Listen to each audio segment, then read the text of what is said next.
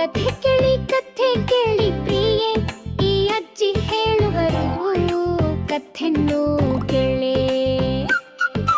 ಓಡಿ ಪುಟ್ಟ ಮಕ್ಕಳೇ, ನನಗೆ ಕತೆ ಹೇಳಲು ಅಜ್ಜಿ ಇದ್ದಾರೆ. ರಾಜ ಕತೆ ಹೇಳುವನೇ, ಒಂದು ಮ್ಯಾಜಿಕ್ ಕತೆ ಹೇಳುತ್ತೀರಾ? ನನ್ನ ನೆಚ್ಚಿನ ಕಥೆಯನ್ನು ನಾನು ನಿಮಗೆ ಹೇಳುತ್ತೇನೆ.